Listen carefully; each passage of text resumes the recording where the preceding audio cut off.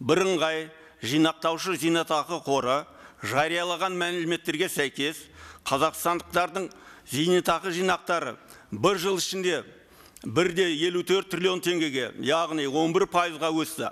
Ай сайын 2 миллионнан астам қазақстандық зейнеткерлер төлемдерімен қамтамасыз етілуде.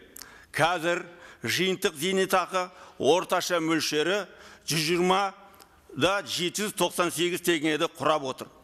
2 айда кірістілік көрсеткіші 3,2% құрады. Бұл ретте ұлттық статистика бюросының деректеріне сәйкес инфляция деңгейі 18,1%-ды, ал азық-түлік тауарларының бағасы бір жылда 20,5%-ға, азық-түлік емес тауарлар 18,1%-ға және ақылы қызметтер 14,4%-ға өсті. Егер бұл көрсеткіштерді инфляция деңгейіне индексация жасасақ, онда ешқандай табыс жоқ екенін байқаймыз.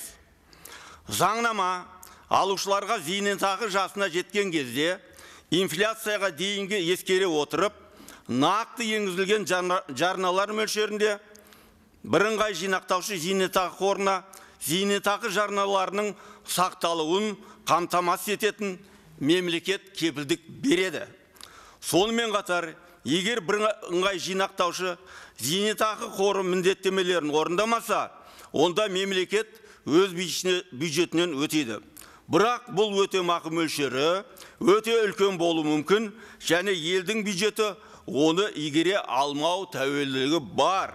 Бүгінгі таңда бірыңғай жинақтаушы зейнетақы қордың салымшылары 11 миллион астам қазақстандық болып табылады. Және дәл осы себепті қор салымшылары алдындағы өз міндеттемелерін орындауын жалғастыруда. Біздің ойымызша, әрбір қазақстандық қарттық жасқа келгенде лайықты зейнетақымен қамтамасыз етілу керек.